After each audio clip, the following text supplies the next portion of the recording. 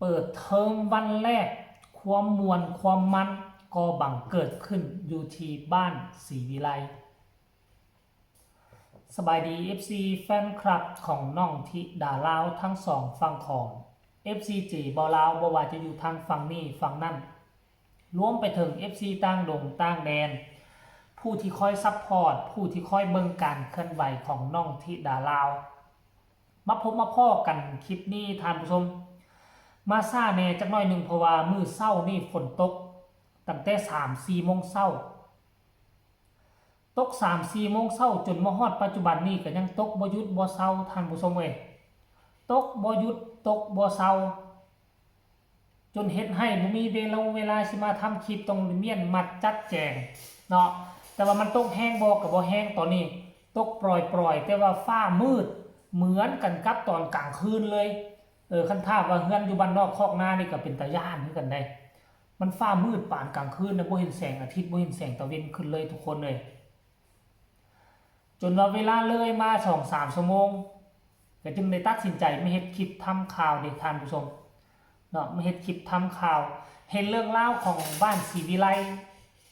ถึงแม้นมาแต่ละคนสิบ่ได้เรียนอยู่เรียนเดียวกันบ่ว่าจะเป็นพี่ฝ้ายอ้ายมังกรแต่ว่าน้องธิดาลาวกับอีกคนนึงชื่อว่าจังไหนก่อนน่าจะเรียนโรงเรียนเดียวกันเพราะว่าเห็นนั่งรถคันเดียวกันทั้ง 10PK กับยายสีกับเอื้อยไอไปส่งอยู่ที่โรงเรียนพุ่นใดเปิดเทอมวันแรกไปคนเดียวก็บ่ได้จะต้องได้โขนกันไปส่งไปคู่สะก่อนคิดเห็นเฮาตอนสมัยมาเข้าม.1อยู่ในเมืองนะเฮาเป็นคนบ้านนอกเฮาเป็นคนบ้านนอกมาเข้าม.1อยู่ในเมืองก็พ่อแม่อ้ายน้องไปส่งได้ไปยืนจนให้เฮาเข้าห้องได้พุ่นแหละเข้าห้องได้เพราะว่าอยู่ทางฝั่งลาวนี่แมนอยู่เฮาฮู้ว่าโรงเรียนอยู่โรงเรียนนี่เฮาก็ฮู้ว่าห้องเฮาอยู่ห้องนี่แต่ว่าก่อนจะเข้าห้องนี่อาจารย์จะเอิ้นเป็นชื่อรายบุคคลไปเด้บางคนก็ชื่อตกหล่นก็ยืนอยู่หน้าห้องบ่มีชื่อตนเองบ่เนี่ยสิเข้าห้องก็บ่ได้อาจารย์บ่เอิ้นชื่อบางคนให้กลับมาเฮือนก็มีเพราะฉะนั้นผู้ปกครองก็จะได้ไปยืนเฝ้าอยู่หน้าห้องจนส่งลูกเข้าห้องพุ่นล่ะจึงกลับอันนี้รายการเปิดเทอมแรกแล้วก็สั้นแรกของปีมื้อแรกของสั้นที่ดาราอยู่ในม.1นี่บ่อยู่ในเฮือนกับพากันแต่งตนแต่งโต4คนใส่ชุดนักเรียนแล้วก็มายืนเลี้ยงแถวกันได้เนาะหลังจากนั้นก็ขึ้นรถไป 10PK กับพาที่ดารากับอีกคนนึงไปส่งสำหรับพี่ฝ้ายกับไอ้มังกรน่าจะไปน้ำกันน่าจะโรงเรียนเดียวกันนะท่านผู้ชมรายละเอียดให้ทุกคนไปส้มคลิปนี้สากลแล้วจะมาพ่อกันในช่วงต่อไปส้มมาพ่อกันเลยเอาชุดอนุบาลมาให้พี่ไอ้ก็เลยมาให้พี่ไอ้มาพี่ไฟนี่เลยมายืนแถวอยู่นี่ด้วยนี่110ไปโรงเรียนแล้วรายงานตัวหน่อยป้าลูกป้าสีวิไลสามจะหายกัน3 ลายนะคนก็เอากระเป๋าใส่หลังคือแต่ว่ามาเร็วลูก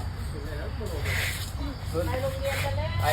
ลูกไปยืนอยู่ตรงนู้นไม่ได้มาน้อยก็มาแล้วหมาน้อยก็มาแล้วหมาน้อยเร็วหมาน้อยเร็วหมาน้อยมาแล้วหมาน้อยสวัสดีค่ะอยากจะร้อยนี่แล้วเด็กที่รถไถเลยไปแม่หันหน้ามาหาแม่คุยฝั่งนี้ลูกไปเปล่าไปหันหน้าไปแม่มาหนึ่งเธอหันหน้าตลอดเธอรอตอนนี้ละ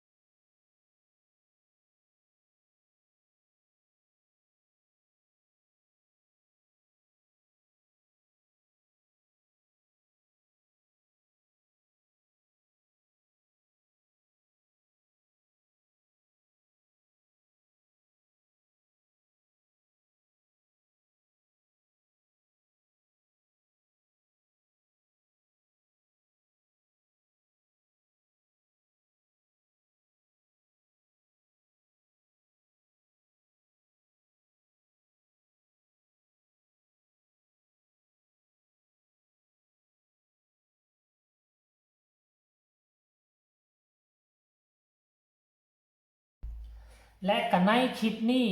เฮ็ดให้เฮาได้ฮู้ว่าไอเฮียนอยู่ไสนะไอนี่เป็นคนอยู่ไสศรีสะเกษ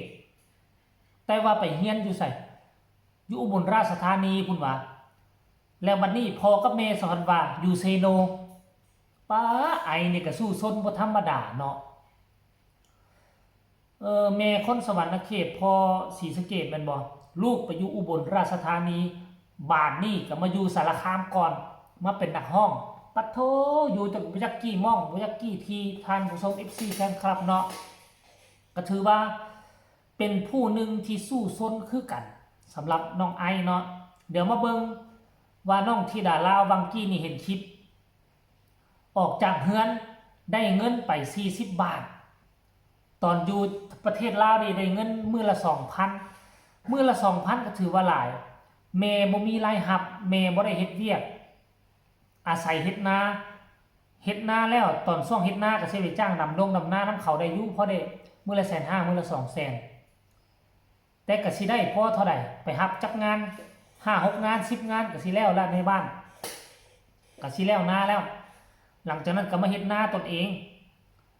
เกี่ยวข้าวก็สิพอมีข้าวมื้อใดอึดมื้อใดหิวเงินหิวค่ำก็สิได้ขายข้าวมื้อกะโลง2กะโลงมื้อละคุไปซั่นๆแล้วเนาะเพราะฉะนั้นแม่เอาเงินให้มื้อละ 2,000 ไปโรงเรียนนี่ก็ถือว่าบุญหัวหลายอยู่บ้านนอกแต่ว่าตอนเจบ่ลาวอยู่สมัยนั้นมื้อละ500ก็บ่ได้ทุกมื้อใดบ่ได้ทุกมื้อเด้อทุกคนเอ้ยจำได้ว่าตอนอยู่ป